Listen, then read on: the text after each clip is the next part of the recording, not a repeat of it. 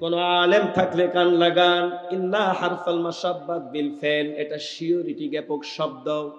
Verily, surely, definitely, must be, অবশ্যই, নিশ্চিতভাবে। ইন্নামা ওয়ালিয়ুকুমুল্লাহ, এখানে যে মা আছে এটা মায়ে কাফা। আল্লাহ বলছেন অবশ্যই পৃথিবীতে এক নম্বরে মুমিনারা যদি বন্ধুত্ব করতে চায়, মহব্বত করতে চায়, এক নম্বরে তারা বন্ধুত্ব করবে আমি আল্লাহর সাথে। সরে বলেন সুবহানাল্লাহ। তাইলে এক নম্বরে মহব্বত করা লাগবে, বন্ধুত্ব করা লাগবে কার সঙ্গে? আরো জোরে বলেন কার সঙ্গে? দুই নম্বরে ওয়া রাসূলুহু, দুই নম্বরে অবশ্যই বন্ধুত্ব করা লাগবে আমার রাসূলের সঙ্গে।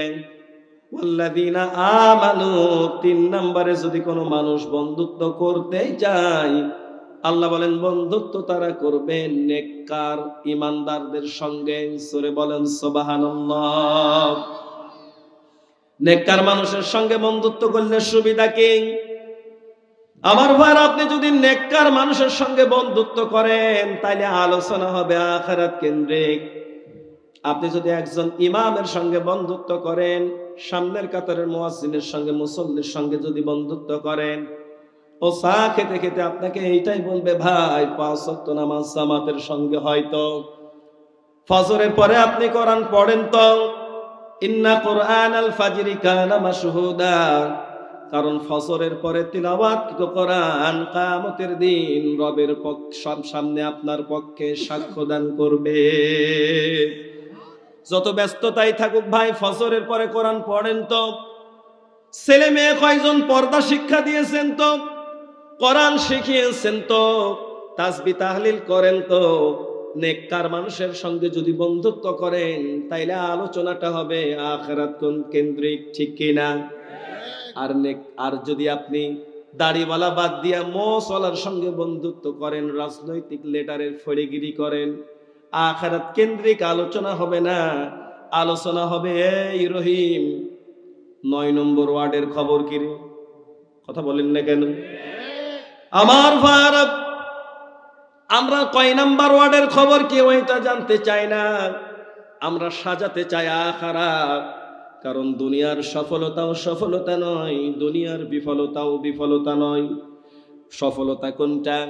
ফামান সুহসিহা আনিন নারি ওয়া উদখিলাল জান্নাতা ফাকাদ ফাজ ওয়া মাল হায়াতুদ দুনিয়া ইল্লা মাতাউল গুরুর। জোরে বলেন আল্লাহু আকবার।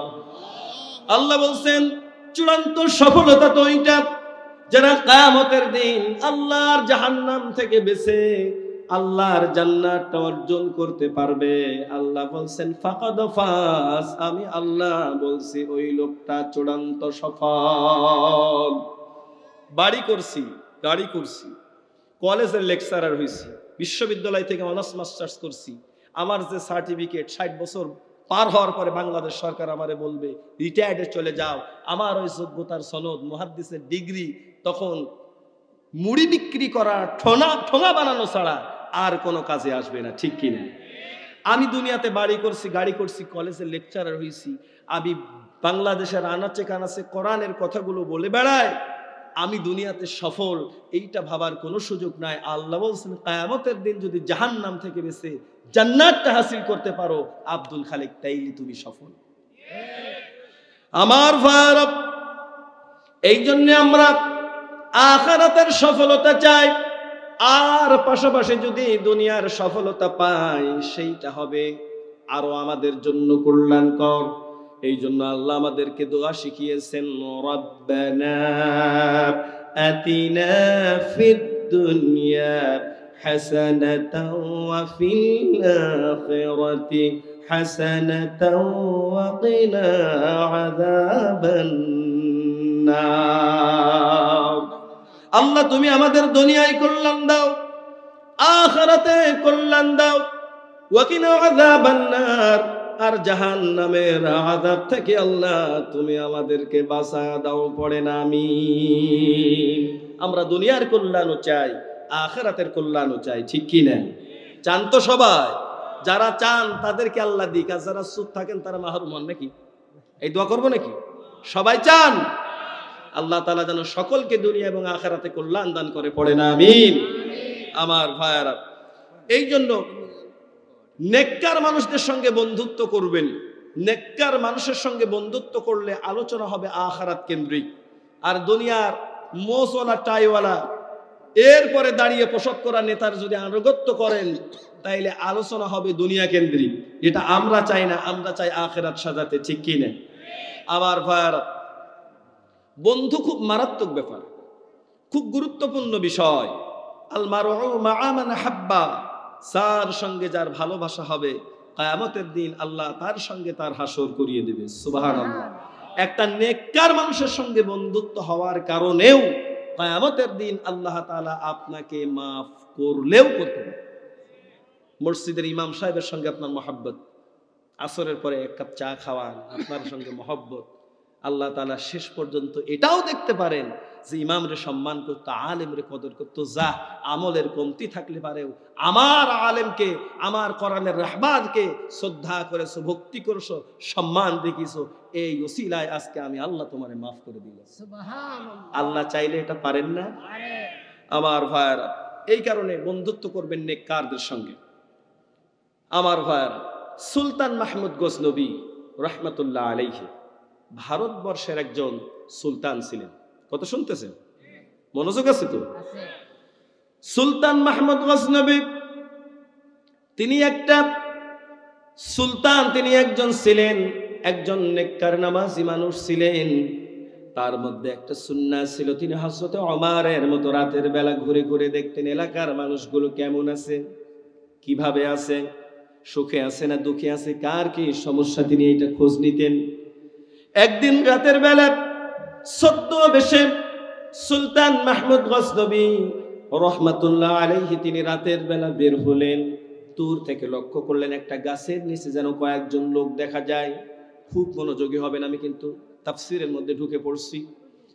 আমার ভাইরা, দূর থেকে দেখলেন কয়েকজন যেন লোক দেখা যায়। হাঁটি হাঁটি পা পা করে তিনি সেখানে গিয়ে আসলেন, গাছের আড়ালে দাঁড়ালেন আর লক্ষ্য করলেন এই লোকগুলো কি আলোচনা করে, একটু দেখি, শোনার চেষ্টা করি, বোঝার চেষ্টা করি।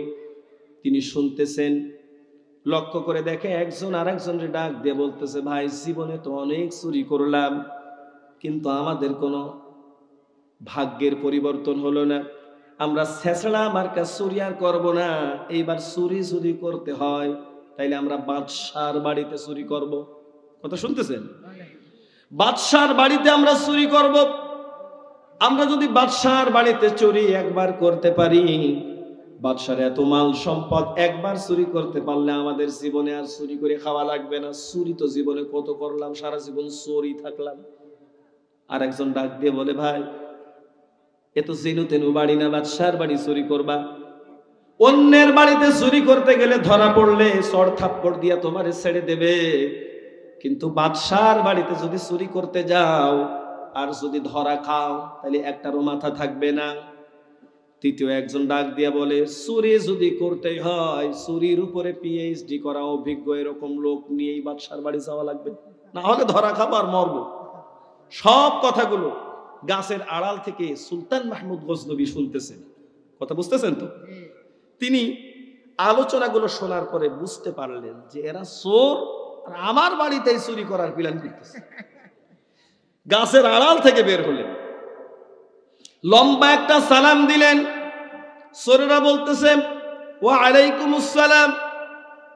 বাদশা ডাক দিয়ে বলে, আপনারা কারা? চোর ডাক দিয়ে বলে, আমরা যেই হই না কেন আপনারে কেন বলবো? বাদশা ডাক দিয়ে বলে, আপনি বলেন আর না বলেন আমি কিন্তু জানি আপনারা সব চোর। আপনারা কি চোর? বলে, চোর তো কি হয়েছে? বলে, না কিছু হয় নাই, চুরি করবেন। বলে, করবো। কোথায় করবেন? না তা বলা যাবে না। বাদশা বলে, আপনি না বললেও চুরি কোথায় করবেন আমি কিন্তু ঠিকই জানি। সেটা কি? বলে আপনারা বাদশার বাড়িতে চুরি করতে চান? বলে হ্যাঁ, বাদশার বাড়িতে চুরি করতে চাই। তো হয়েছে কি?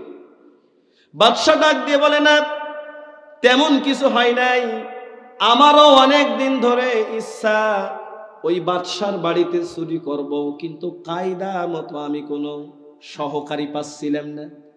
আপনারা যদি আমার সঙ্গে নেন তাইলে আপনার গ্রুপে যোগ দিয়া আমিও বাদশার বাড়িতে চুরি করতে চাই। আমার অনেক দিনের ইচ্ছা বাদশার বাড়ি চুরি করা। বাদশারে ডাক দিয়া চারজন চোর বলতেছে, দেখো আমাদের চারজনের চারটা অভিজ্ঞতা আছে। প্রথম জন ডাক দিয়ে বলে, আমার অভিজ্ঞতা হচ্ছে এইটা, যখন কোনো বাড়িতে চুরি করতে যাব ম্যাক্সিমাম বাড়িতে অনেক সময় গেটের সামনে কুকুর থাকে না? থাকে না? অপরিচিত লোক দেখলে ডাকাডাকি করে। প্রথম চোর ডাক দিয়ে বলছে, আমার অভিজ্ঞতা হচ্ছে এইটা, যে কুকুর যদি ডাকাডাকি করে আমি কুকুরের ভাষা টের পাই ও কি বলতে চাই। অভিজ্ঞতা খারাপ না। দ্বিতীয় একজন চোর ডাক দিয়ে বলছে, আমার অভিজ্ঞতা হচ্ছে এই, যে আমি বাদশার বাড়িতে ঢোকার পরে সব জায়গায় তালাবদ্ধ থাকবে, এত তালা খোলা যাবে, হাতের মধ্যে আমি তুড়ি দিলেই সব তালা খুলে যাবে। এর অভিজ্ঞতাও খারাপ না। তৃতীয় একজন চোর ডাক দিয়ে বলতেছে, আমারও সঙ্গে নাও, আমার একটা বিরাট অভিজ্ঞতা আছে, আর আমার অভিজ্ঞতা হচ্ছে বাদশার এতগুলো বিল্ডিং, এতগুলো কামরা, কোথায় কোথায় সোনাদানা আছে, এগুলো খুঁজতে গেলে সময় লাগবে, খোঁজা লাগবে না, আমি শুধু নাকের মধ্যে ঘ্রাণ নিয়ে বলে দিতে পারি অমুক অমুক জায়গায় টাকা পয়সা আছে। এর অভিজ্ঞতাও খারাপ না। চতুর্থ একজন চোর ডাক দিয়ে বলে, আমারও সঙ্গে নাও, আমারও একটা বিরাট অভিজ্ঞতা আছে, আর আমার অভিজ্ঞতা হচ্ছে যা আমি রাতের বেলা যাকে দেখি দিনের বেলা তার চেহারা ভুলি না। এটা আমার অভিজ্ঞতা। চারজনের অভিজ্ঞতাই মোটামুটি ভালো, কথা বলেন ঠিক কি না? চোর চারজন বলতেছে, বাদশারে আপনারে আমাদের দলে নেওয়া যাবে না, কারণ যেনো তেনো বাড়ি চুরি করতে যাচ্ছি না, বাদশার বাড়িতে চুরি করতে যাচ্ছি, আমাদের চারজনের অভিজ্ঞতা আছে। আপনার কোনো অভিজ্ঞতা আছে? আপনার মতো অনভিজ্ঞ লোক নিয়ে অযথা বিপদে পড়বো, ধরা খাবো, আর অযথা একজন ভাগিদার বাড়বে, ও দরকার নেই। বাদশা ডাক দিয়ে বলে, শোনো, তোমাদের চারজনের চারটা অভিজ্ঞতা আছে, আমাকেও একেবারে হেলা ফেলা মনে করো না, আমারও একটা বিরাট অভিজ্ঞতা আছে, আর আমার অভিজ্ঞতা হচ্ছে এই, তোমরা যদি বাদশার বাড়িতে চুরি করতে যায় ধরা পড়ো, আমি মাথা নাড়া দিলেই তোমরা সবাই মাফ পেয়ে যাবে। চারজন চোর ডাক দিয়ে বলে, আল্লাহ, যে কাজে যাচ্ছি ও তো বিপদে পড়ার সম্ভাবনাই বেশি, কথা বলেন না কেন? তাড়াতাড়ি চলেন, আপনারা আমাদের দলে আগে দরকার। বাদশা এবার আগে আগে চলে, পিছনে চারজন চোর। এমন একটা ভাব হয়েছে বাদশা যেন এখন চোরের গ্রুপের লিডার।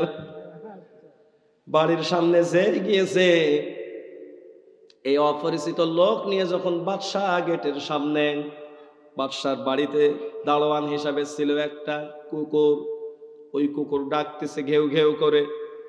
এই যে চারজন চোর, এই চোরের ভিতরে একজন চোর ছিল কুকুরের ভাষা বোঝে, মনে আছে আপনাদের?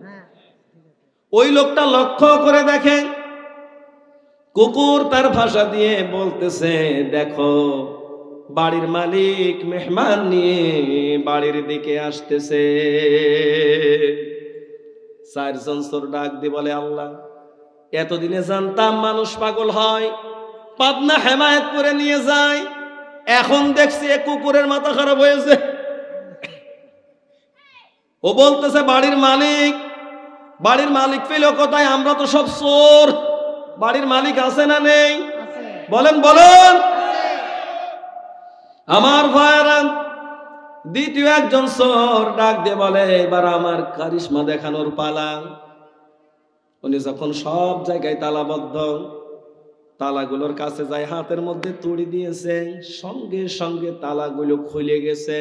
চোরে বলেন সুবহানাল্লাহ। সুবহানাল্লাহ বলছে। চুরি করতে যাচ্ছে বলে সুবহানাল্লাহ। এখানে যদি সুবহানাল্লাহ হয় তাহলে নাউজুবিল্লাহ হবে কোন জায়গায়? তৃতীয় একজন চোর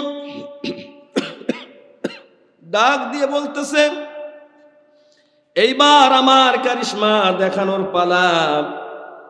উনি নাকের মধ্যে ঘ্রাণ নিয়ে বলছে অমুক অমুক জায়গায়, সব জায়গায় সোনাদানা অমুক অমুক জায়গায় আছে, নিয়ে আসো। আনছে। বাদশার বাড়ি, টাকা পয়সা সোনাদানা তো কম হওয়ার কথা না, ঠিক কিনা? আমার ভাইরা সবকিছু একত্র করতেছে আর বলতেছে এত সম্পদ পড়েছে, একইটা ঝাড়িয়া দিবা, মাইরিয়ে দিবা, ওসব চলবে না, এখানে থেকে ভাগ করো। বাদশাহ সহ 5 জনের জন্য আলাদা আলাদা গামছা পিছিয়ে পুটুলি বানাচ্ছে, তুমি একটা নাও, তুমি একটা নাও। এই যে সম্পদের বন্টন, এটা করতে করতে ওইদিকে ফজরের নামাজের আজান হয়ে গেছে। সম্পদের মোহে এদের খেয়াল নাই। সুলতান মাহমুদ গজনবী আস্তে করে পেছন দিক থেকে চোরদের চোখ ফাঁকি দিয়ে বের হয়েছে। 2 জন পেয়াদারে ডাক দিয়ে বলছে এই কক্ষের মধ্যে 4 জন চোর আছে, এখানে গার্ড দিবি, বের হতে দিবি না। তিনি ফজরের নামাজের জন্য মসজিদে চলে গেলেন। এরপরে যখন মসজিদ থেকে আসলেন, সিংহাসনে বসলেন বিচার করার জন্য, পেয়াদারে ডাক দিয়ে বললেন অমক কক্ষের মধ্যে যে 4 জন চোর ছিল ওদেরকে বেঁধে নিয়ে আসো। 4 জন চোরকে বেঁধে নিয়ে আসা হলো। এই 4 জন চোর যখন বাদশার সামনে ধরা পড়ে গেছে, এর মধ্যে 3 জন চোরের অবস্থা বড় খারাপ। আল্লাহ, বাদশার বাড়িতে চুরি করতে এসে ধরা পড়েছে, আমাদের মাথা থাকবে না। কিন্তু ওই 4 জন চোরের ভেতরে একজন চোর ছিল, রাতের বেলা যাকে দেখে দিনের বেলা তার চেহারা ভোলে না। মনে আছে? ওইটা মিট মিট করে হাসে। বাদশারে ডাক দিয়ে বলে আপনি বাদশাহ? বলে হ্যাঁ।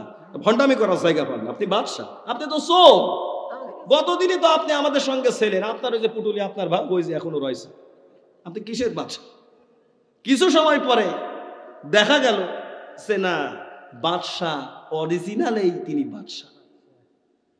এইবার 4 জনের টেনশন দেখে কে, 4 জন চোর ডাক দিয়ে বলে আপনি চোরই হন আর বাদশাহ হন, দেখেন আমরা 4 জন 4টা ওয়াদা দিয়েছিলাম, আমাদের ওয়াদা মতো আমরা আমাদের অভিজ্ঞতা শেয়ার করেছি, কাজে লাগিয়েছি।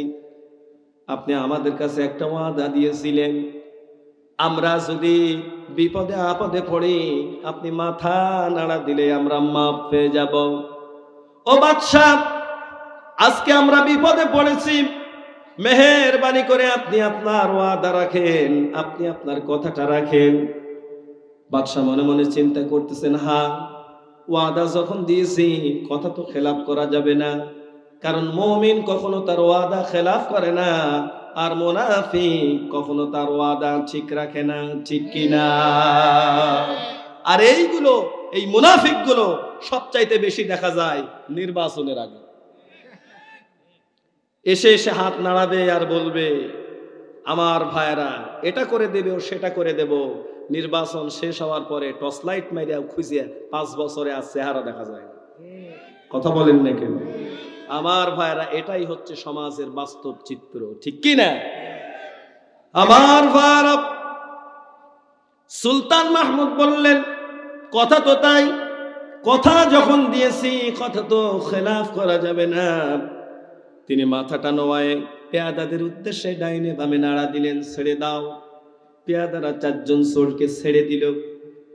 এই ছাড়ার সঙ্গে সঙ্গে 4 জন চোর ডাক দিয়ে বলতেছে বাদশাহ, আপনার সঙ্গে আমাদের বন্ধুত্ব সামান্য সময়ের জন্য, তাও আবার চুরি করার সুবাদে।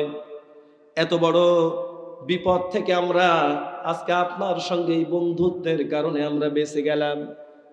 আমরা আজকের এই বিপদ থেকে বেঁচে যাওয়ার সঙ্গে সঙ্গে আমরা একটা সিদ্ধান্তে উপনীত হয়েছি। আমাদের মনের কাছে ধারণা হয়েছে বন্ধুত্বের কারণে যদি দুনিয়াতে এত বড় বিপদ থেকে আমরা বেঁচে যেতে পারি, আরশের মালিক হয়ে আল্লাহর সঙ্গে আমরা যদি বন্ধুত্ব করতে পারি, কিয়ামতের দিন আল্লাহ তাআলা আমাদের বিপদ আপদ মুসিবত আমাদের গুনাহগুলো এইভাবেই মাফ করে দিবেন। ইন্নামা ওয়ালিয়ুকুমুল্লাহু ওয়া রাসূলুহু ওয়াল্লাযীনা আমানুল্লাযীনা ইউকিমুনাস সালাত ইলা আখিরিল আয়াত।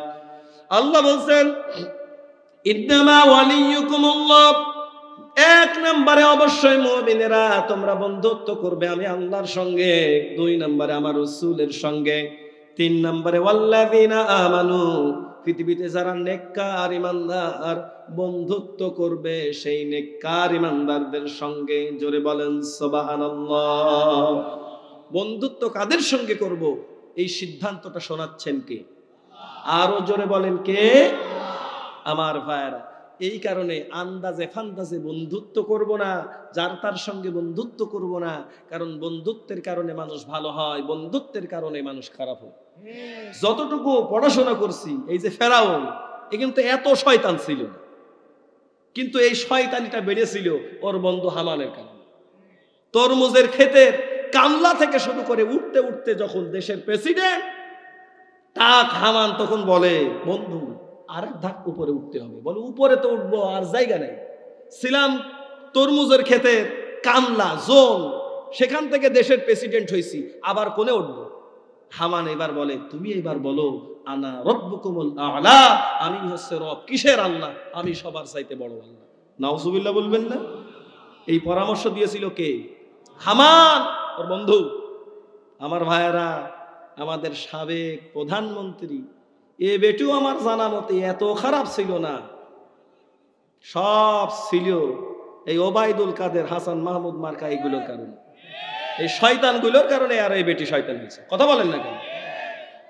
বন্ধুগুলো যদি আশেপাশের গুলো যদি হামান টাক মার্কা না হয়ে আবু বকর ওমরের মতো হইতো, আমার মনে হয় দেশ থেকে পালানো লাগতো।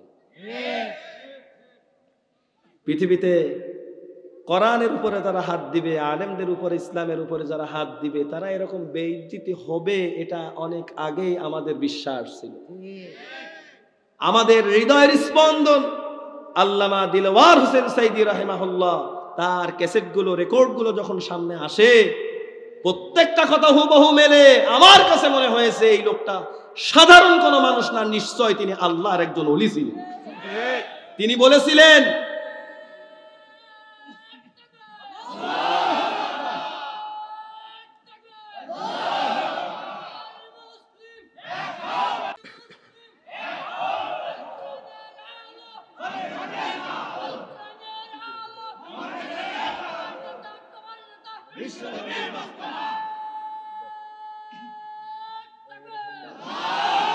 আলহামদুলিল্লাহ ভাই, আমি দেখেছি শহীদ আল্লামা দিলওয়ার হোসেন সাইদি রাহিমাহুল্লাহ, তিনি বলতেন যে বেশি ফালাফালি করো না ইসলামের উপরে, কোরআনের উপরে, আলেমদের উপরে চোখ রাঙানি দিবা, অবৈধভাবে অন্যায়ভাবে ক্ষমতার অপপ্রয়োগ করবা, এমন অবস্থা হবে পালানোর জন্য ইন্দুরের গর্ত খুঁজে পাবা না। আমরা বাস্তবতায় এখন দেখতেছি যেই নেতাগুলো বেশি ফালাফালি করেছে, এখন তাদের আর এলাকায় খুঁজে পাওয়া যাচ্ছে। কথা বলেন না কেন? এটা তাফসীর মাহফিল, এটা রাজনৈতিক মঞ্চ নয়। আমরা রাজনীতি করব না, তবে সঠিক এবং হক এবং বাস্তবতা কিছু তুলে ধরার দরকার আছে মানুষের বিবেককে জাগ্রত করার জন্য। আমার ভাইরা, আমরা যখন ইসলামের কথা বলেছি, কোরআনের কথা বলেছি, আমার ভাইরা, আমারে বাইসা হুজুর মনে করতেছেন আমিও 2 মাস জেলখানায় ছিলাম, আমার নামেও 2টা মামলা। কি অপরাধ? আমার ভাইরা, একটা মাত্র অপরাধ খুঁজে পেয়েছি, ওয়ামা নাকামু মিনহুম ইল্লা আইয়ুমিনু বিল্লাহিল আসিসিল হামিদ। জোরে বলেন আল্লাহু আকবার। একটা মাত্র অপরাধ, কোরআনের কথাগুলো বলার সময় হক বঞ্চিত হয় নাই। কোরআনে কারিমের কথাগুলো বলতে যায় কোনো কথা গোপন করি নাই। কোরআনের সঠিক কথা যখনই তুলে ধরেছি, এক প্রকারের বাম আর রাম যারা, তারা তাদের টার্গেটের শিকার হয়েছি। ঠিক কিনা? কোনো অপরাধ নাই, কারণ আমাদেরকে এমন একটা অবস্থার মধ্যে ফেলে দেওয়া হয়েছিল, কোরআনের সঠিক কথা বললেই মৌলবাদ, কোরআনের সঠিক কথা বললেই জঙ্গি, কোরআনের সঠিক কথা বললেই রাজাকার। আমার ভাইরা, এই রাজাকার মানুষকে দমানোর জন্য অস্ত্র হিসাবে ব্যবহার করেছিল তারা রাজাকার। আল্লাহ বলছেন কিছু বললেই রাজাকার বলো। একদিনে মানুষকে দমন করার জন্য, বাকরুদ্ধ করার জন্য যে রাজাকার শব্দটাকে অস্ত্র হিসাবে গ্রহণ করেছো, তোমার তৈরি করা এই অস্ত্র আমি আল্লাহ একদিন তোমার দিকে ঘোরায় দেব। কোনো কিছু লাগে নাই, শুধু ভুলভাল জায়গায় একবার শুধু বলেছে রাজাকার। আব্রাহার বাহিনীর হাত থেকে কাবাকে রক্ষা করার জন্য যেরকম সাকে আল্লাহ আবাবিল পাঠিয়েছিল, বাংলাদেশের সমস্ত স্কুল কলেজ মাদ্রাসার যুবকদেরকে, ছাত্রদেরকে আল্লাহ তাআলা আবাবিলের মতো করে বাইরে বের করে দিলেন, রাজপথে বের করে দিলেন।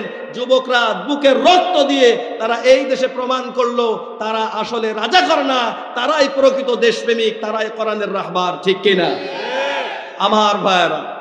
তারা তাদের জীবন দিয়ে তারা প্রমাণ করলো। তারা স্লোগান দিল, চেয়েছিলাম অধিকার, হয়ে গেলাম রাজাকার।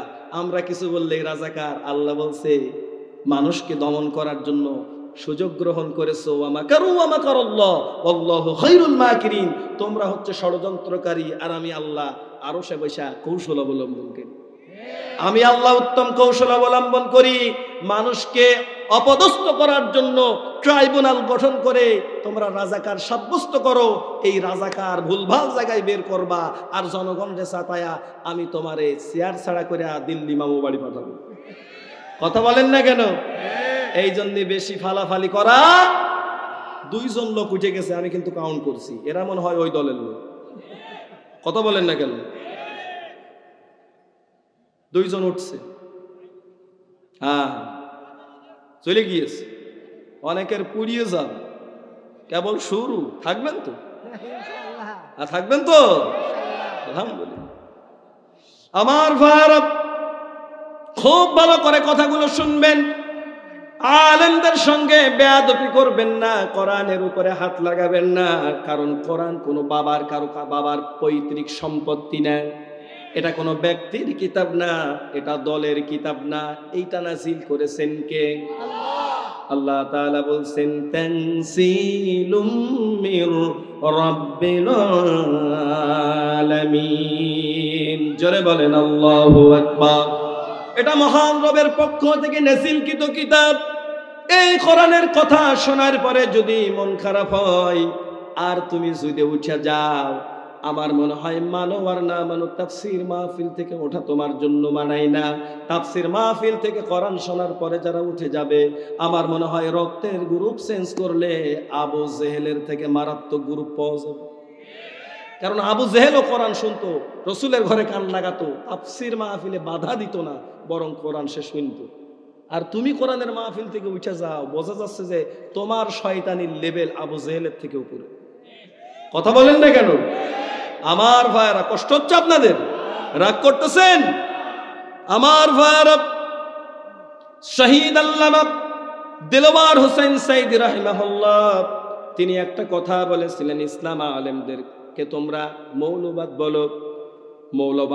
মৌলবাদের মূল নীতি হচ্ছে, মৌলবাদ শব্দটা মূল থেকে আসছে। মৌলবাদ যারা তারা থাকে মূলে। মূলকে আমাদের ওই মূলের উপরে বিশ্বাস আছে না নাই? আমরা যদি মৌলবাদী হই, তোমরা হচ্ছে আগাবাদী। ওই আগাই বসা বেশি ফালাফালি করো না, তাইলে এই মূল থেকে গোড়া ধরে এমন সাকি দেব মামু বাড়ি দিল্লি গায়া পড়বা। 13 বছর 14 বছর আগে যা বলছে বেটির কোনো জায়গা হয়নি, মামু বাড়ি গিয়েছে। প্রত্যেকটা কথা অক্ষরে অক্ষরে যখন মেলে, তখন আমার কাছে মনে হয় এই লোকটা সাধারণ কোনো মানুষ না, নিশ্চয় সে আল্লাহর একজন। আমার ভাইরা এই জন্য আমরা ক্ষমতার দাপট দেখাবো না, নেককার মানুষের সঙ্গে বন্ধুত্ব স্থাপন করব। শুরুতেই বলেছে আমাদের আলোচনার সাবজেক্ট হচ্ছে মুমিনরা বন্ধু বানাবে কাদেরকে, কিভাবে? আমার ভাইরা আল্লাহ তার রাসূলকে বন্ধু বানাবো, নেককার মানুষের সঙ্গে বন্ধুত্ব করব। কিন্তু প্রশ্ন আসতে পারে যে হুজুর, বন্ধুত্ব যদি আল্লাহর সঙ্গে করতে পারি আমাদের লাভ কি? কারণ আমরা বাংলাদেশের মানুষ, লাভ ছাড়া আমরা এক পাও নড়ি না। কথা বলেন না কেন? লাভ আছে যেখানে, আমরা আছি সেখানে। লাভ কি হুজুর বন্ধুত্ব করা? আমার ভাইরা সহজ করে আমি আপনাদেরকে এতটুকু বলি, আল্লাহ এবং তার রাসূলের সঙ্গে বন্ধুত্ব করলে লাভটা কি? দুনিয়ার বাস্তবতার নিরিখে আমরা যেটা দেখি, বন্ধুত্ব যদি আমরা কারোর সঙ্গে করতে পারি কিছু স্পেশাল বেনিফিট পাওয়া যায়, বিশেষ সুবিধা নেওয়া যায়। আপনার একজন কাছের বন্ধু, তিনি যদি ডক্টর হয়, উনি MBBS ডক্টর, আপনার স্ত্রী অসুস্থ, অন্য জায়গায় সার্জারি করতে গেলে, অপারেশন করতে গেলে 1.5 লক্ষ টাকা লাগবে। ওই বন্ধুর কাছে যদি আপনি যান, আর ওই বন্ধু যদি ওই ব্যাপারে স্পেশালিস্ট হয়, ও বলবে বন্ধু তুমি আমার বাল্যকালের বন্ধু, এইটা 1.5 লক্ষ টাকা এটার রেট ঠিক আছে, কিন্তু তুমি যখন আমার বন্ধু, তোমার জন্য আমি আমার সিনিয়রকে বলে 1 লক্ষ টাকার মধ্যে কাজটা করাই দিতে পারবো। ঠিক কিনা? এইটা বন্ধুত্বের জন্য এই সুবিধা। আমার ভাইরা, আমার কুষ্টিয়াতে অনেক সময় দোয়া অনুষ্ঠান হয়, মিলাদ হয়। এদিকে হয় নাকি? মিলাদে মিষ্টি দেয়, জিলাপি দেয়, হ্যাঁ, দোয়ার অনুষ্ঠান অনেক জায়গায় অনেক অনেক নামে বলে। এই যে দোয়ার অনুষ্ঠান আপনারা করেন, এই দোয়ার অনুষ্ঠানে অনেক সময় আমরা জিলাপি দিই, মিষ্টি দিই। আমার ভাইরা, দোয়া অনুষ্ঠান শেষ করার পরে ইমাম সাহেব মোনাজাত করার পরে অনেক সময় সভাপতি সাহেবের মতো একজন মুরব্বী ডাক দিয়ে বলে, এই আব্দুর রহিম, জিলাপিটা তুই বন্টন কর। বলে না? বলে না? আমার ভাইরা, আপনি 20 বছরের একজন যুবক, 18 বছরের একজন যুবক, আপনি লক্ষ্য করতেছেন জিলাপি বন্টন করার দায়িত্বটা আপনার ওই বন্ধুকে দেওয়া হয়েছে, যার সঙ্গে আপনি আসরের থেকে শুরু করা রাত 9টা পর্যন্ত, 10টা পর্যন্ত যার সঙ্গে আপনি আড্ডা দেন, একেবারে হৃদয়ের সম্পর্ক ওই বন্ধুর সঙ্গে। বন্ধু যদি কারোর সঙ্গে প্রেম করে, কারো কাছে না বললে আগে এসে আপনার সঙ্গে বলে, দোস্ত কাজ কিন্তু আজকে একটা হয়েছে রে। কথা বলেন না কেন? কলিজার বন্ধু। এই বন্ধু যখন জিলাপিটা বন্টন করার জন্য প্যাকেটটা হাতে নিবে, তখন আর নিচেই যে বন্ধু, সাধারণ বন্ধু যে বসে আছে, ওনার বন্ধু, ও কিন্তু মনে মনে খুব খুশি। কারণ মনে মনে চিন্তা করবে, আমার সঙ্গে তার যে বন্ধুত্ব, সবার যদি 5খানা করে দেয়, নিশ্চয় আমার বন্ধু আমার 7 কেন দেবে। কথা বলেন না কেন? আর যদি এমন কোন সিস্টেম থাকে, গুনিয়া গুনিয়া দেওয়া লাগবে 5টা, তাইলে আমার তখন বিশ্বাস, বন্ধু মনে মনে এমন চিন্তা করে, জিলাপির প্রত্যেকটা সাইজ তো আর একরকম না, কোনোটা বড় কোনোটা ছোট।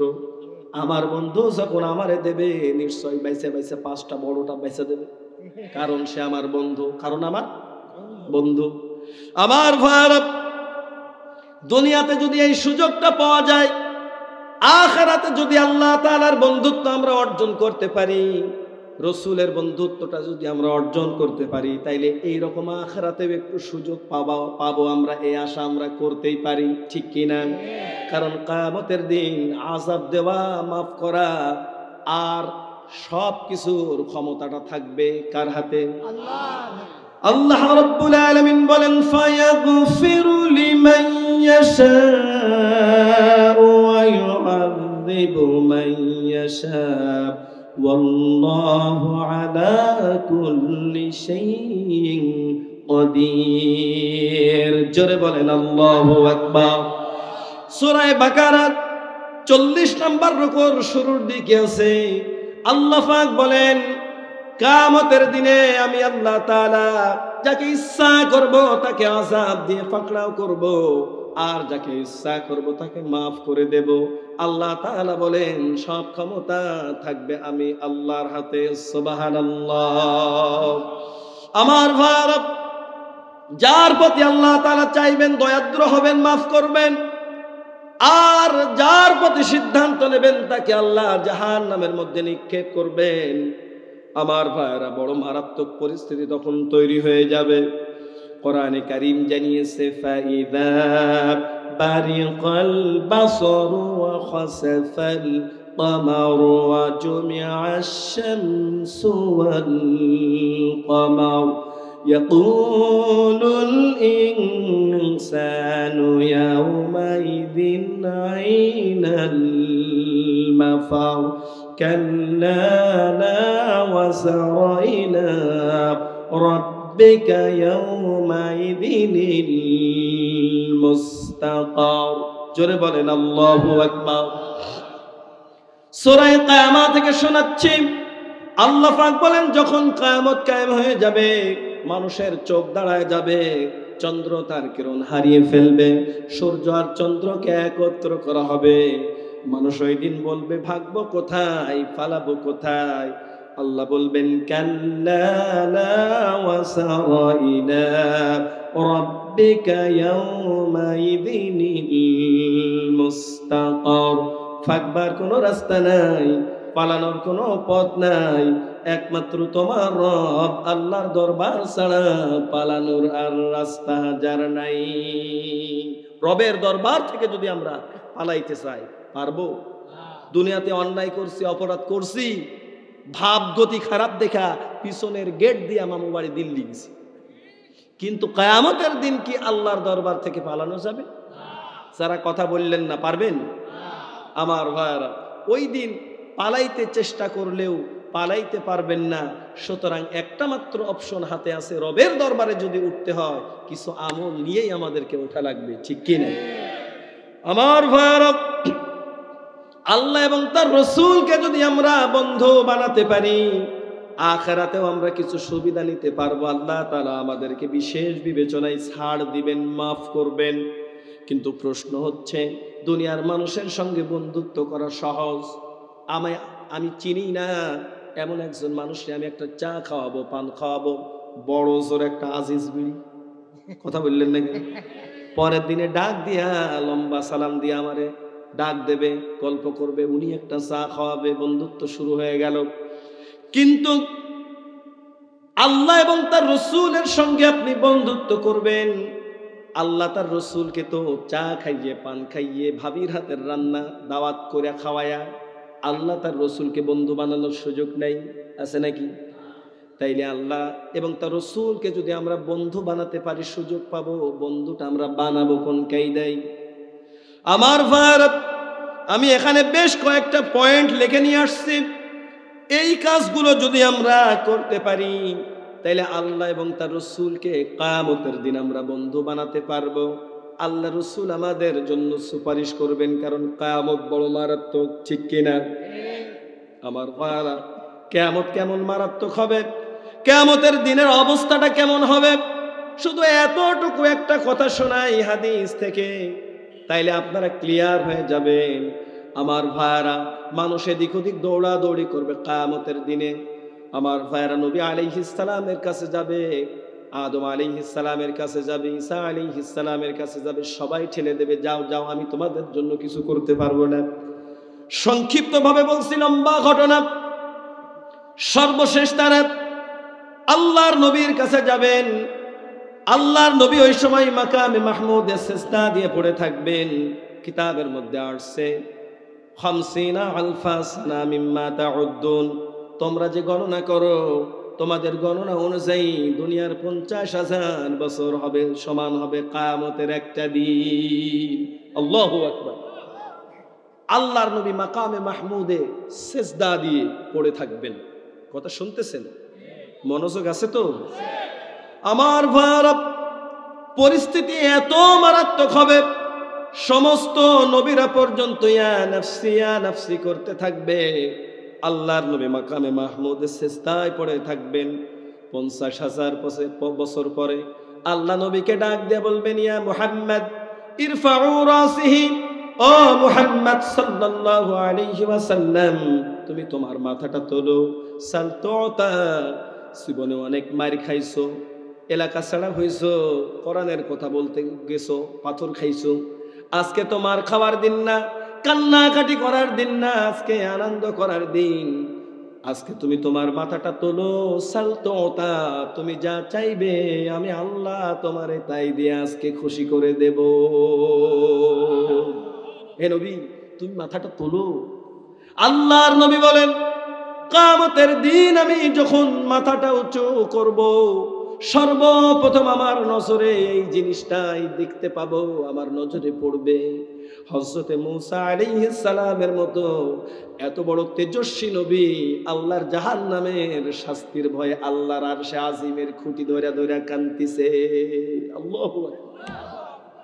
আল্লাহর নবী বলেন, কিয়ামতের দিন যখন আমি মাকামে মাহমুদ থেকে মাথাটা তুলব, আমার নজরে সর্বপ্রথম এটা পড়বে যে আল্লাহর নবী হযরতে মূসা আলাইহিস সালাম জাহান্নামের শাস্তির ভয়ে আল্লাহর আরশে আজিমের পায়া ধরে কাঁদতেছে। কত বড় মারাত্মক পরিস্থিতি হবে যে নবী মূসার মতো লোক আরশের খুঁটি ধরে কাঁদতেছে, আপনি চিন্তা করে দেখেন। আমার ভাইরা, এই জন্য ওই দিনে সুযোগ পেয়ে যাবে তারা যারা আল্লাহ তার রাসূলের সঙ্গে বন্ধুত্ব করতে পারবে। কয়েকটা কাজ করলে আল্লাহ তার রাসূলকে বন্ধু হিসাবে পাওয়া যাবে। এক নম্বরে আল্লাহ তাআলার দেওয়া রিসালা, প্রেমপত্র, চিঠিটা পড়া লাগবে। আমার ভাইরা, কারোর সঙ্গে প্রেম করতে হলে চিঠি লেখার দরকার আছে না নেই? যুবক যারা আছো কথা বলো, দরকার আছে না নেই? আগে যদিও মুরব্বীরা চিঠি লিখতো, এখন চিঠির যুগ নেই। এরপরে আসলো SMS, মেসেজ। হ্যাঁ, এরপরে এখন আসছে চ্যাটিং। এখান থেকে লিখে দিবে, জান আমি তোমার ছাড়া বাঁচবো না, মারবে এক ঠেলায় বান্ধব। কথা বলেন না কেন? আগে তো ফিস করে সিটিসেল দিয়ে কথা বলতো, এখন মায়ের কোলের মধ্যে শুয়ে মেয়ে প্রেম করবে অন্য জেলায়, কিন্তু মা তো দূরের কথা, আমার মাঝে মাঝে মনে হয় কেরামান কাতিবিন টের পাইতো। কথা বলেন না কেন? আমার ভাই, আপনার গার্লফ্রেন্ড, আপনার বান্ধবী, আপনার প্রেমিকা দৃষ্টান্ত দেওয়ার জন্য কথাটা বলতেছি, খারাপ ভাবে নিবেন না। আমার ভাইরা মনে করেন আপনার কাছে প্রেমপত্র লিখলো, সে জান আমি তোমারে ছাড়া বাঁচবো না, তোমারে না দেখে আমার ব্যাকুল মন থাকতে পারে না। আজকে 7টা দিন আমি তোমার সঙ্গে কথাও বলি নাই, দেখাও করি নাই। তুমি আগামীকাল বিকেল 5টার সময় অমুক নিমতলায় তুমি এসে দাঁড়াবা, আমি তোমার জন্য অপেক্ষা করব।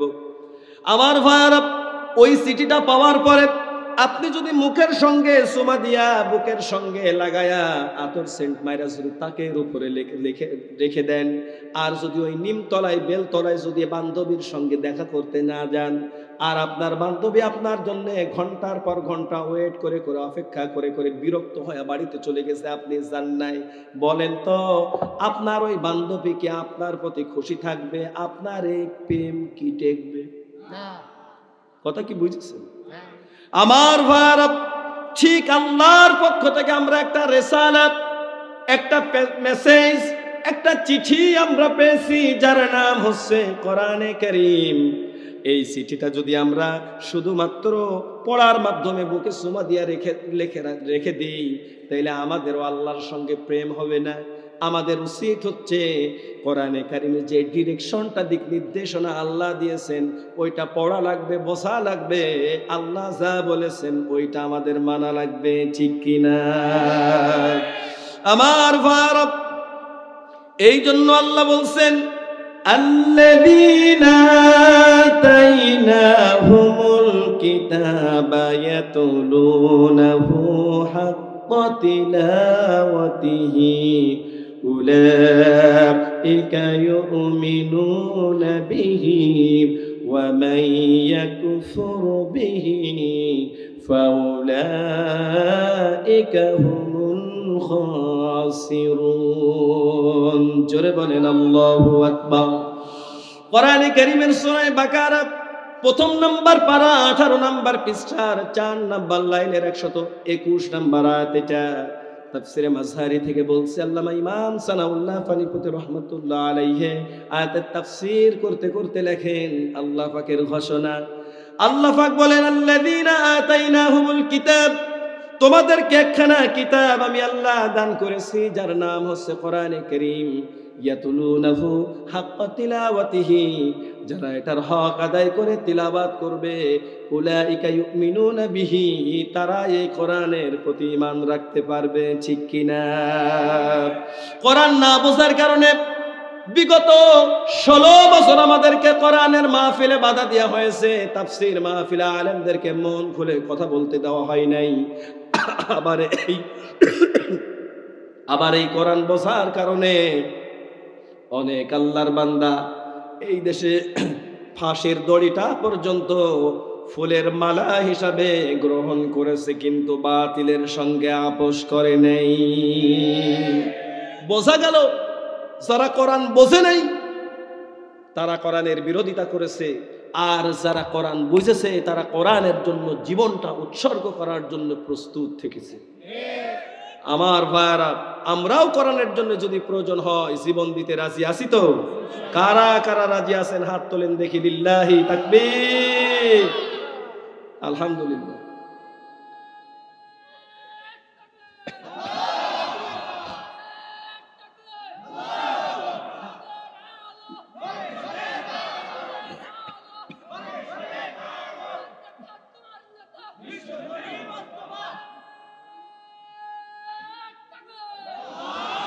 আলহামদুলিল্লাহ ভাই, যে আলোচনা করছিলাম, তাইলে মূল কথা হচ্ছে এইটা যে কোরআন শুধু পড়লেই হবে না, কোরআন বোঝার দরকার আছে না? কোরআনে আল্লাহ তাআলা করা, রতালা এবং তালা শব্দ দিয়েছেন। এটা সিনোনিম ওয়ার্ড, আরবিতে বলা হয় আলফাজুল মুরাদাফা, সামর্থ্যবোধক সমার্থবোধক শব্দ। এই তিনটা শব্দ, ভিন্ন শব্দ আল্লাহ কেন দিলেন? তাফসিরে মুফাসসির লিখেছেন করা, রতালা, তালা, এই শব্দ দিয়ে আল্লাহ বোঝাতে চেয়েছেন পড়ো, বোঝো, আমল করো, আর মানুষদেরকে তুমি আল্লাহর কোরআন মানাও। পড়েন সুবহানাল্লাহ।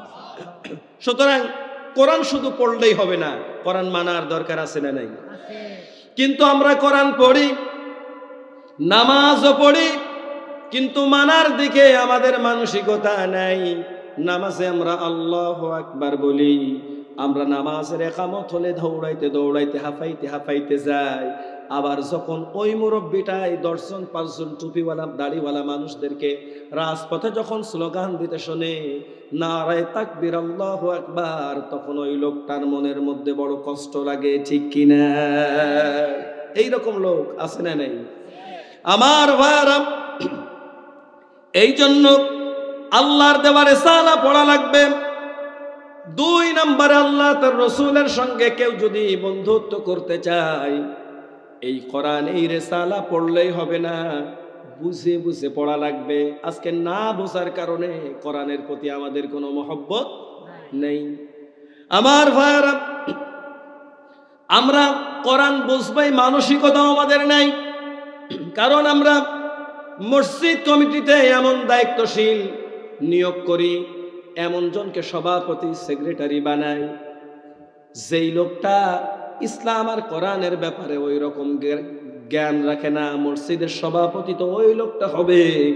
ইমাম সাহেব ছুটিতে গেলে জুমার নামাজ পড়ানোর যোগ্যতা তিনি রাখবে। আর জুমার নামাজ পড়ানো দূরের কথা, আমাদের যেই সভাপতি আমরা ম্যাক্সিমাম মসজিদে পাই, তাতে বড় জোর বলবো হুজুর জুমা না, মাগরিব, এশা, ফজর না, বড় জোর আসর আর জোহর আমি সালাত দিতে। কথা বলেন না কেন? কারণ ওই সময় তো কি বলবে না বলবে ও ছাড়া আর কেউ বসবে না। শুধু ওই 2 ওয়াক্ত কোন রকম হয়তো চালাইলেও চালাইতে পারবে, বাকি সময় কিন্তু উনি। আমার ভাইরা, মসজিদ বিউটিফাই করা, টাইলস লাগানো হবে, এটা ফরজ না, ওয়াজিব না। রাসূলের মসজিদটা ছিল খেজুর পাতার। 1.5 ঘন্টা যদি উপরে বৃষ্টি হতো, ভিতরে হতো 2.5 ঘন্টা। কিন্তু ভিতরের মুসল্লিদের ইমান ওজন করলে এক একজনের ইমান আসমান জমিন সমান ভারী হয়ে যেত। আর আমরা এখন টাইলস করা মসজিদ, ফ্যান লাগাইতে লাগাইতে যখন জায়গা নাই, সভাপতি তখন ডাক দিয়ে বলে আমরা সিদ্ধান্ত নিয়েছি লাগাবো। কথা কেন না কেন? কিন্তু ভিতরে যারা নামাজ পড়ে সুদ খাওয়ার যোগ, ভিতরে যারা নামাজ পড়ে জমির আইল খেলার যোগ। আমার ভাইরা, শিক্ষা নিয়ে সতর্ক হবে, সেই উপায় নাই। কারণ মসজিদের ইমাম সাহেবরা যখন রাখে, ইমাম সাহেবও তখন যোগ্য ইমাম খোঁজে না, ইমাম সাহেব খোঁজে 3500 টাকায় পাওয়া যায় কিনা। কথা কন না কেন? আমার এক ছাত্র একজন বলতেছে, স্যার 2500 টাকা বেতন, তো আবার 6 মাস বাকি। আরে শয়তান! তো এই লেভেলের ইমাম যদি আপনি রাখেন, ও নিজেই জানে কি আর আপনারা জানাবে কি? ইমাম তো ওই ব্যক্তি যার পিছনে আপনার আখিরাতটাকে আপনি সমর্পণ করেছেন। ইমামের নামাজ হয় নাই, আপনার হয় নাই। ইমাম যদি নিজে বরবাদ হয়, আপনারা নিয়ে বরবাদ হবে। আমার ভাইরা, এই কারণে ইমাম রাখা লাগবে যোগ্য ইমাম, ঠিক কিনা? আলহামদুলিল্লাহ আপনাদের ইমাম যোগ্য ইমাম, কিন্তু অনেক জায়গায় আছে ইমাম এমন 9-এ পড়ে 10-এ পড়ে, শুধুমাত্র মসজিদের সভাপতি আর সেক্রেটারি খোঁজে 3000-এর ভিতরে ইমাম দেখতে হবে। ক্যারে মসজিদের এই টাকাগুলো কি তোর বাপের টাকা? তুই একটা যোগ্য ইমাম রাখ না 8,000 দিয়ে 10,000 দিয়ে, কথা বলেন না কেন? তোর বাপের টাকা দিস, মসজিদে ফ্যান লাগাইতে লাগাইতে জায়গা নাই, মসজিদে এসি লাগানোর প্ল্যান করো, ফজরের কাতারে মুসল্লি হয় 18 জন তোর সহ, তুমি দ্বিতীয় তলা দেওয়ার জন্য প্ল্যান করো, তোমার ভালো একজন ইমাম রাখতে তোমার হয় কি? কথা বলেন না কেন? তো দ্বিতীয় তলায় নামাজ পড়বে কি? কষ্ট পাচ্ছেন আপনারা? এইটা কেন হয়েছে জানেন? কারণ কোরআনের জ্ঞান না থাকার কারণে। আমার ভাইরা, প্রসঙ্গক্রমে একটা গল্প মনে হয়ে গেল। একটা এলাকায় মসজিদের ইমাম সাহেব টানা 25 বছর ইমামতি করে। আমার ভাইরা, প্রত্যেক দিন নামাজের পরে দোয়া করে, রব্বি হাবলি মিনাস সালিহিন। একজন যুবক 20 বছর বয়স, 8 বছর 9 বছর বয়স থেকে মসজিদে নিয়মিত যায়, 10-12 বছর দেখতেছে ইমাম সাহেব নামাজে মোনাজাত করে, রব্বি হাবলি মিনাস সালিহিন। উনি মনে মনে চিন্তা করেছে, দৈনিক প্রত্যেকটা ওয়াক্তে হুজুর এই দোয়া করে, এই দোয়ার মানে কি একটু জানা দরকার। কথা বললেন না কেন? হুজুরে ডাক দিয়ে বলছে, হুজুর ছোটবেলা থেকে আপনার পিছনে নামাজ পড়ে আজ 10-12 বছর দেখতেছি আপনি প্রত্যেক ওয়াক্তে এই দোয়া করেন, এর মানে কি হুজুর? হুজুর ডাক দিয়ে বলতেছে, বাবা এই দোয়ার মানে কি তো আমি নিজেও জানি না। এই কয়দার ইমাম যদি হয় ঝামেলা আছে না নেই? যুবক মানুষ, মনের মধ্যে তার কিউরিসিটি, জানার আগ্রহ, কি বলি আল্লাহর কাছে। খোঁজ পেয়েছেন পাশের গ্রামে একজন ভালো আলেম আছে, মুফতি আছে, দৌড়ে গেছেন তার কাছে, চাই বলছেন হুজুর এদিকে আসেন। এসেছে, ডাক দিয়ে বলে, ভাই কি বিষয়? বলে, হুজুর আমার মসজিদের ইমাম সাহেব প্রত্যেক দিন নামাজে দোয়া করে, রব্বি হাবলি মিনাস সালিহিন, এর মানে কি? মুফতি সাহেব ডাক দিয়ে বলে, বাবা এইটা তো সাধারণ কোনো দোয়া না, এইটা হচ্ছে কোরআনে কারীমের সূরা সফফাতের 100 নম্বর আয়াত। হযরত ইব্রাহিম আলাইহিস সালাম 86 বছর, মতান্তরে 100 বছর সন্তান আদি হতো না, তিনি সন্তান চাইতেন এই দোয়া করে আল্লাহর কাছে, রব্বুল আলামিন তুমি আমারে একটা নেককার সন্তান দাও। এই দোয়াটা ইব্রাহিম আলাইহিস সালাম করতেন। এই দোয়ার মানে হলো, আল্লাহ তুমি আমারে একটা নেককার সন্তান দাও। পরের বাড়ি থেকে কাজ করা সন্ধ্যা কামলা দিয়ে যখন আসতাম, ওর মায়ের পেটে যখন ও 9 মাস 10 মাস, ওর মায়ের পেটের মধ্যে কূপের থেকে পানি তোলার মতো শক্তি ওর মায়ের ছিল না। আমি ক্লান্ত শরীর নিয়ে রেস্ট পাই নাই, এসে ওই ভারী বালতি দিয়া পানি টেনে টেনে তুলছি, কিন্তু ওর মা দিয়ে কাজ করাই না, কারণ ওর পেটে অসুবিধা হবে, ওর অসুবিধা হবে, ক্ষতি হবে। এই কারণে হে রাসূল, ও তো আমার সেই সন্তান। হে রাসূল, আমি তো তার কাছে বেশি খাইতে চাই না, নিজের স্ত্রী সন্তানদেরকে সঙ্গে নিয়ে সে আরামে খায়, ভালো মন্দ খায়, সবকিছু খাওয়া দাওয়া আনন্দে খাওয়ার পরে আমি যতটুকু জানি আমার ছেলের সংসারে তেমন অভাবও নাই। সবাই খাওয়া দাওয়ার পরে বারান্দার উপরে আমি যখন অপেক্ষা করি কখন আমার বৌমা আমার একটু দেবে, আমি অনেক সময় অপেক্ষা করার পরে একটা ছোট্ট একটা বাটির মধ্যে, একটা থালার মধ্যে হালকা কিছু খাবার দিয়া আমার সামনে ধাক্কা দিয়া দেয়। ইয়া রাসূলুল্লাহ, বুড়োকালে বুড়ো বয়সে যেন আমার ক্ষুধাটা একটু বেশি পেয়ে গেছে মনে হয়। রাসূল, আমি যখন খাবারগুলো খাই আমার পেটটা পূর্ণ হয় না, আমার উদরটা পূর্ণ হয় না। আমি আবার আমার বৌমারে ডাক দিয়ে বলি, মা দেখো আর এক মুঠ খাবার দেওয়া যায় কিনা, আমার তো পেটটা ভরলো না। হে রাসূল, মুরব্বী সাহাবী হাতা গোছাচ্ছেন আর ডাক দিয়ে বলতেছেন, হে রাসূল তাকিয়ে দেখেন আমি কেন চিনব না, ও তো আমার সেই সন্তান। ও যখন অসুস্থ ছোট, আমার সংসারে টানাটানি ছিল, জৈতুনের তেল দিয়া মিটমিট করে আলো জ্বলত, ওর মা না ঘুমিয়ে ঘুমিয়ে ওর দেখভাল করত। কিন্তু প্রতিমধ্যেই মাঝে মাঝে তেলের সংকটের কারণে বাতিটা নিভে যেত। আমি যখন প্রসাব পায়খানার জন্য ইস্তেঞ্জার জন্য যখন আমি বাইরে যেতাম, গাছের সঙ্গে দেওয়ালের সঙ্গে আমি ঘষা খেতাম, আমার এই হাতের মধ্যে এখনো দেখেন আমার এই দাগগুলো রক্তাক্ত হয়ে যেত, এই এখনো আমার শরীরের মধ্যে দাগ আছে। ওর জন্য যদি আমি জয়তুনের তেল বাতিতে খরচ না করতাম তাইলে আমার এত কষ্ট করা লাগতো না। হে রাসূল, ও তো আমার সেই সন্তান যার জন্য আমার শরীর থেকে রক্ত পর্যন্ত ঝরেছে। হে রাসূল, আমি কেন চিনব না? ও তো আমার সেই সন্তান। ও যখন জন্ম হবে শুনলাম প্রসব বেদনা উঠে গেছে ওর মায়ের, আমি ঘরের বারান্দার মধ্যে শুধু পায়চারি করতেছি আর পায়চারি করতেছি। আমার মনের মধ্যে টেনশন, কারণ কত মা তো সন্তান জন্ম দিতে যায় দুনিয়া থেকে বিদায় নিয়ে নেয়। আমার সন্তান বাঁচে না, আমার স্ত্রী বাঁচে, স্ত্রী বাঁচে না, সন্তান বাঁচে। আমি পেরেশানির মধ্যে আছি, আমি দৌড়াদৌড়ি করতেছি, ছটফট করতেছি। হে রাসূল, তো আমার সেই সন্তান। হঠাৎ করে আমার শিশু একটা বাচ্চার কান্নার আওয়াজ আমার কানের মধ্যে যখন ঢুকলো, তখন আমি সঙ্গে সঙ্গে আল্লাহর দরবারে সেজদা দিয়া 2 রাকাত নামাজ পড়ে আমি শুকরিয়া আদায় করেছিলাম, ও তো আমার সেই সন্তান। হে রাসূল, আজকে একটু খাই, খুব বেশি আমারে দেয় না, কিন্তু বয়সকালে কেন যেন আমার কাছে ক্ষুধাটা মনে হচ্ছে একটু বেশি। আমি আমার ওই অল্প খাবারে আমার আর হয় না বলে আমি আবার বলি যে মা, তুমি আমারে আর একটু খাবার দাও।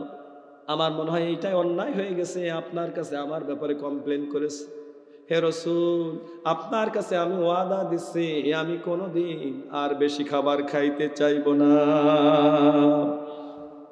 হাদিসের মধ্যে আসছে, সাহাবীর বর্ণনা যখন আল্লাহর নবী শুনতেছেন, আল্লাহর নবীর চেহারা মোবারক, চোখের পানিতে দাড়ি মোবারক ভিজে ভিজে যাচ্ছে।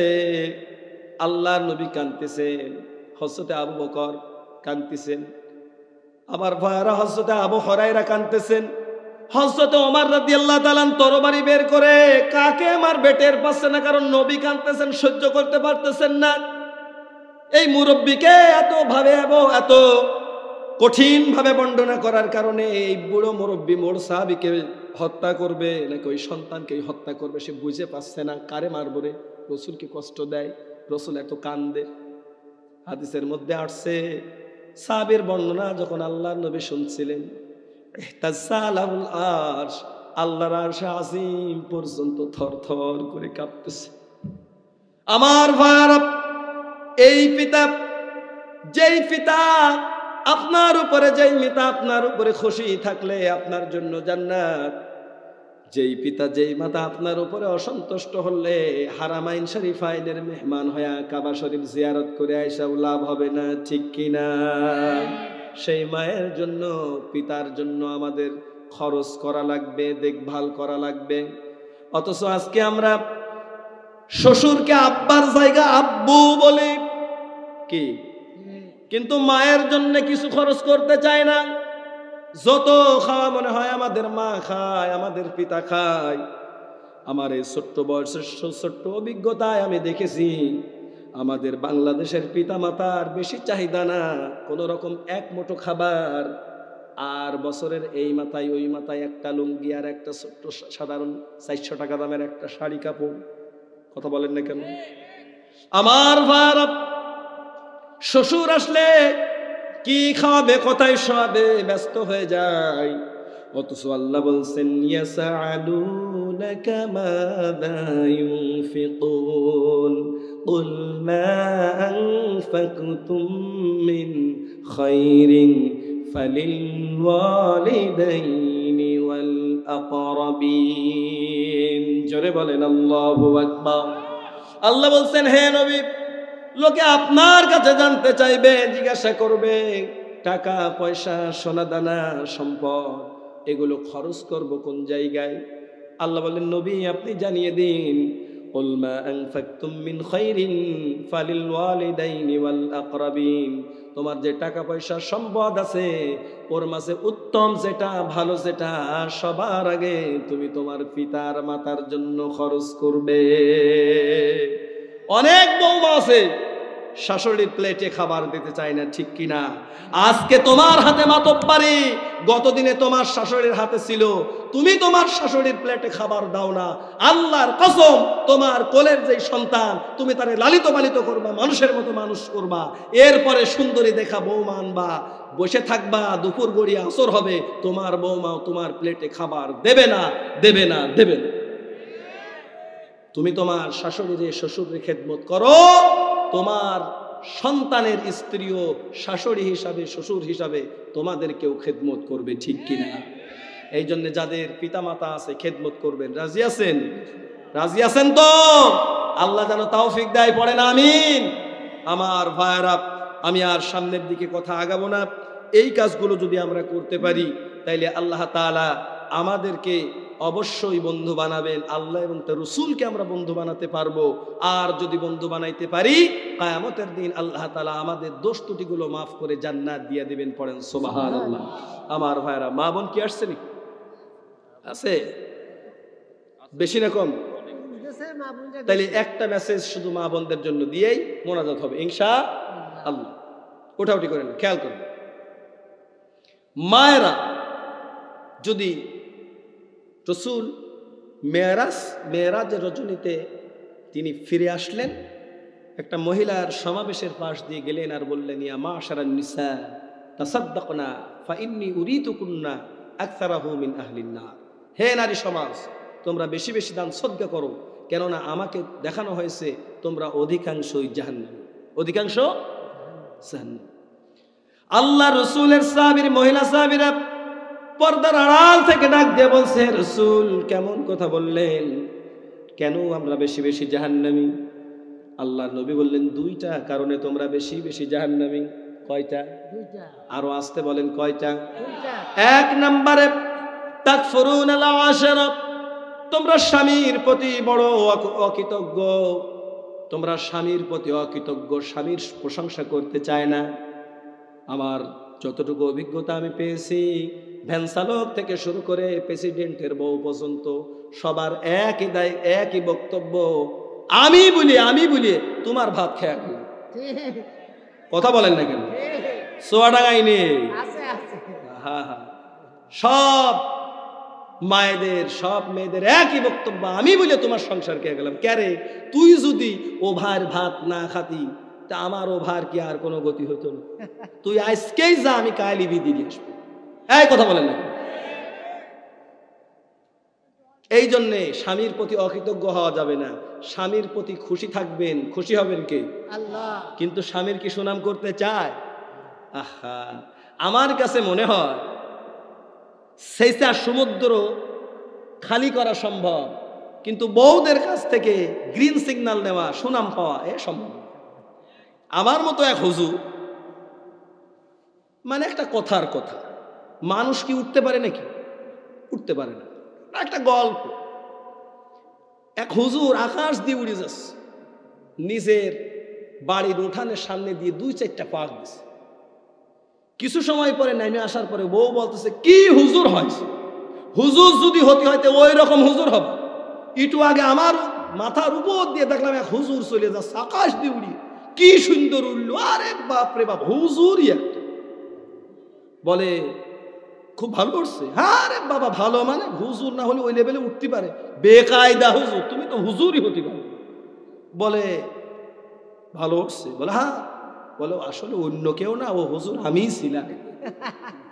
বউ তখন বলতেছে, ও ওই জন্যই দেখলাম যে যখন উঠতেছিল তখন এক পাশ দিয়ে কাজ হতে যাচ্ছে। ওরে শয়তান, এত বেলা এত নাম, আর যাই বলেছে হুজুর আমি ছিলাম, আর তুমি এক পাশ দিয়ে কাজ থাকবে, মানে ওটা স্বামী যে খুশি হবে। অন্যটা হলে ওর খুব ভালো হচ্ছে।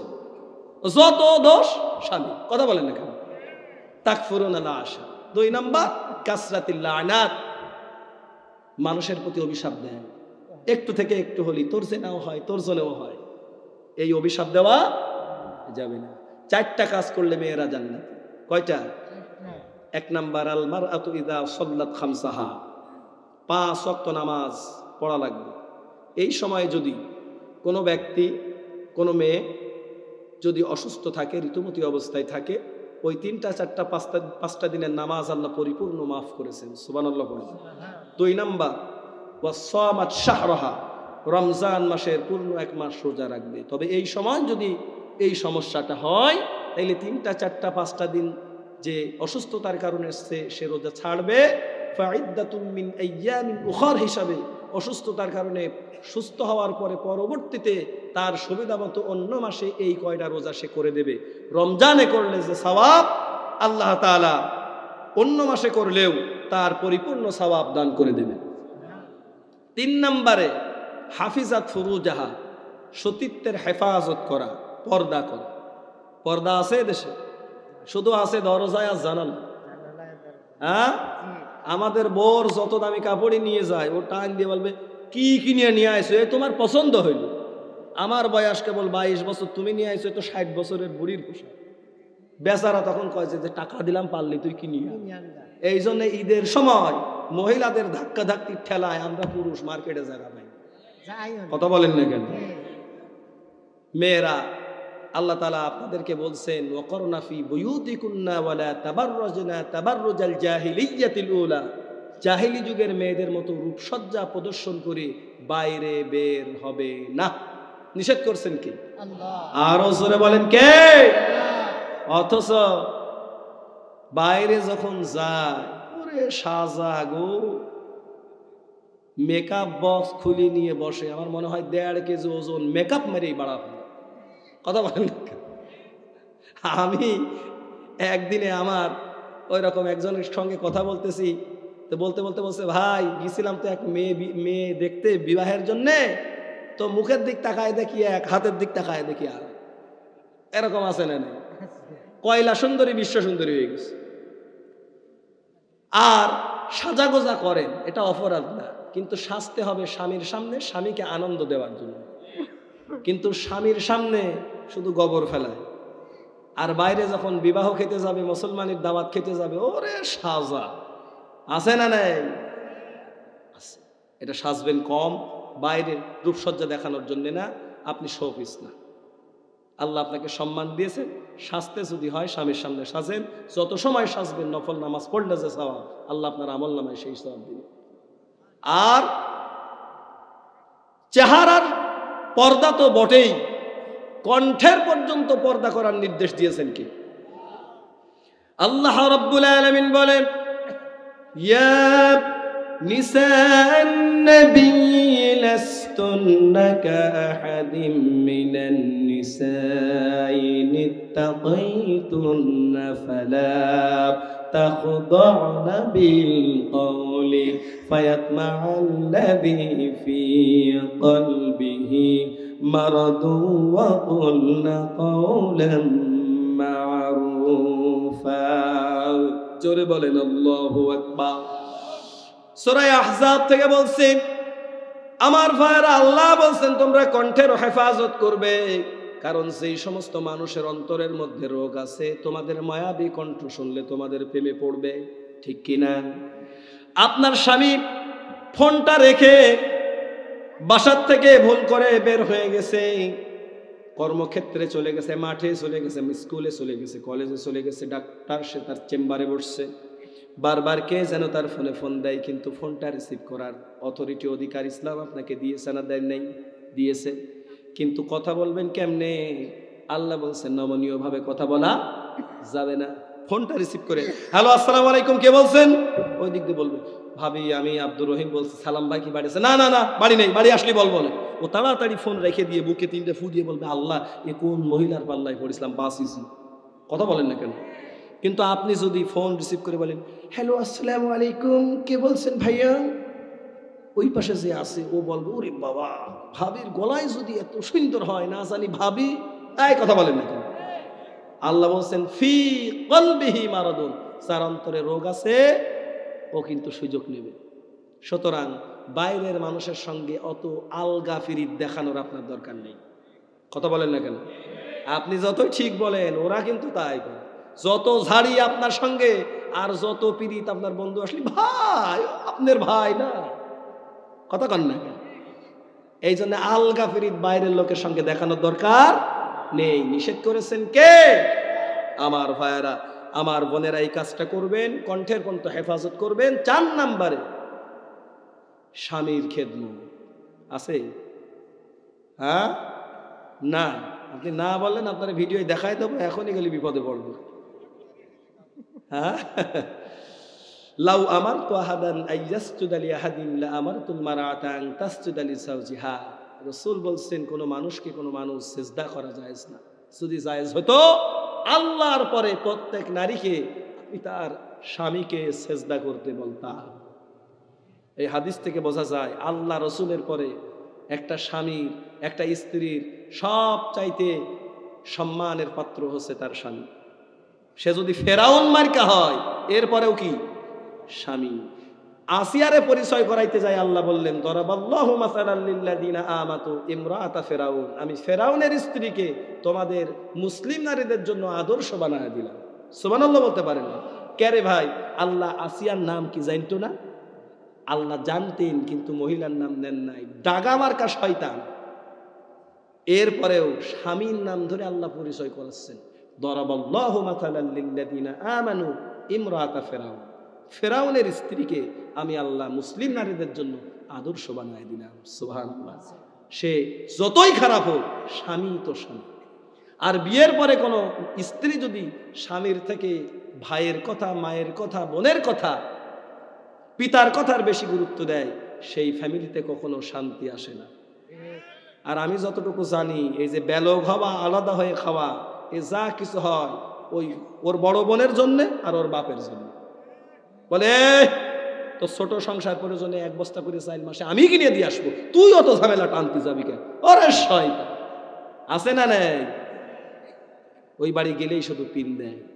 এগুলো করবেন না। আল্লাহ তাআলা আমার মা বোনদেরকে এগুলো বোঝার তৌফিক দিক, পড়ে না আমিন।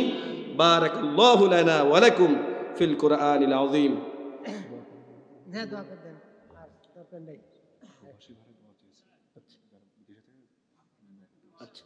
اللهم صل على محمد وعلى آل محمد كما صليت على إبراهيم وعلى آل إبراهيم إنك حميد مجيد. اللهم بارك على محمد وعلى آل محمد كما باركت على إبراهيم وعلى آل إبراهيم إنك حميد مجيد. اللهم آمين. ربنا ظلمنا أنفسنا وإن لم تغفر لنا وترحمنا لنكونن من الخاسرين. ربنا لا تزغ قلوبنا بعد إذ هديتنا وهب لنا من لدنك رحمة إنك أنت الوهاب. মহিয়ান গরিয়ান সর্বশক্তিমান মাবুদ আল্লাহ, রাত্র দীর্ঘায়িত হয়ে গেছে। রব্বুল আলামিন আল্লাহ, আমি গুনাহগার, গুনার বোঝা মাথায় নিয়া আল্লাহ তোমার অনেক আশিকান জাকিরিন মুহিব্বিন বান্দাদেরকে সামনে বসায়া, পর্দার অন্তরালে তোমার বান্দীদেরকে বসায়া নিয়া, হাফেজে কোরআন আল্লাহ মসজিদের ইমাম খতিব আলেমদেরকে গুণীজনদেরকে সঙ্গে নিয়া তোমার শাহী দরবারে ফিকারির মতো, আসামির মতো দুখানা হাত তুললাম। রব্বুল আলামিন, অসুস্থ শরীর নিয়ে ভাঙা ভাঙা যা কিছু কথা আমরা আলোচনা করেছি, কথাগুলো বলার মধ্যে, শোনার মধ্যে, বোঝার মধ্যে ফুল ভ্রান্তি হয়ে গেলে মেহেরবানি করে ক্ষমা করে কবুল করে নাও। রব্বুল আলামিন, হাদিয়াটুকু বিশ্ব নবীর রওজা মুবারক সোনার মদিনায় পৌঁছায়া দাও। আদম আলাইহিস সালাম থেকে শুরু করে ঈসা আলাইহিস সালাম পর্যন্ত तमाम আম্বিয়া আলাইহিস সালামের উপর হাদিয়া পৌঁছায়া দাও। আল্লাহ তামাম পৃথিবীর মাটির নিচে যত মুমিন মুমিনাত, মুসলিম মুসলিমাত চিরবিদায়িনী অন্ধকার কবরে শায়িত প্রত্যেকের আরওয়াহকে হাদিয়াটুকু পৌঁছায়া দাও। রব্বুল আলামিন, জেনে বুঝে না বুঝে আল্লাহ আমরা যে অন্যায় অপরাধ করে ফেলেছি, আমাদের গুনার দিকে না তাকাইয়া তোমার করুণা মাখা নাম গফুরুর রহিম নামের ইজ্জতে আমাদের জীবনের গুনাহগাতাগুলো মাফ করে দাও। আয় আল্লাহ তাআলা, আজকের এই ছোট্ট মাহফিলটাকে আল্লাহ তুমি কবুল করো। রব্বুল আলামিন বোয়ালমারি পশ্চিম পাড়া বাইতুল মামুর জামে মসজিদের উদ্যোগে, এলাকাবাসীর সহায়তায়, যুবকদের সহায়তায় আয়োজিত আজকের এই মাহফিলটাকে আল্লাহ তুমি কবুল আর মঞ্জুর করে নাও। কিয়ামতের দিন, মুসিবতের দিনে, সেই দিন মা তার দুধের বাচ্চার কথা ভুলে যাবে, মনে থাকবে না, সূর্য মানুষের মাথার নিকটবর্তী হবে, ওই দিন আজকের এই ছোট্ট মাহফিল আল্লাহ তুমি আমাদের নাজাতের ওসিলা বানায়া দাও। রব্বুল আলামিন, আজকের মাহফিলের সম্মানিত সভাপতি মহোদয় জনাব মোহাম্মদ ফিরোজ আলম মন্ডল সাহেবকে আল্লাহ তুমি কবুল করো। রব্বুল আলামিন, আল্লাহ হাফেজ মাওলানা খৈরুল ইসলামকে আল্লাহ তুমি কবুল করো। হাফেজ মাওলানা হায়দার আলী ভাইকে আল্লাহ তুমি কবুল করো।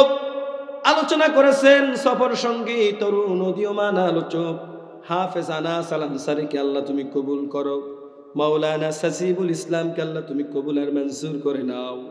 দাওয়াত দিয়ে আসছেন আল্লাহ শাহেদ ভাই, আল্লাহ মেহেরবানি করে ভাইয়ের যোগ্যতা সম্মান আল্লাহ তুমি আরো বাড়ায় দাও, তার হায়াতের মধ্যে আল্লাহ তুমি বরকত দিয়ে দাও।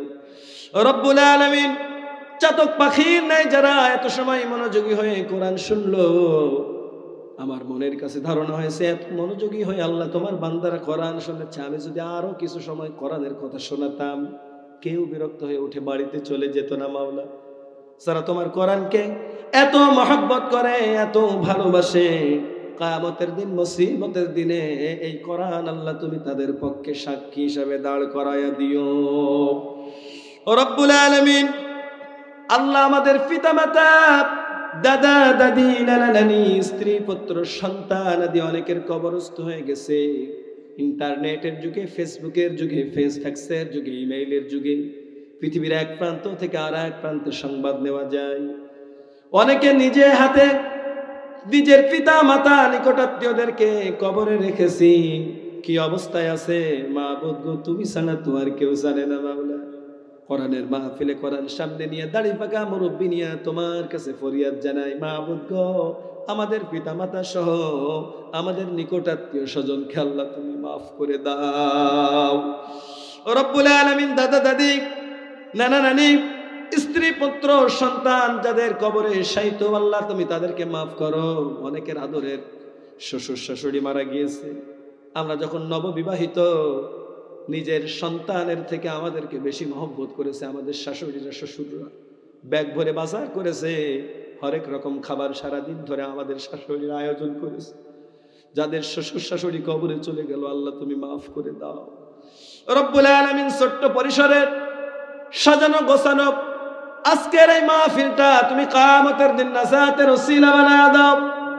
যুবকদেরকে আল্লাহ তুমি হযরত ওমরের মতো করে কবুল করে নাও।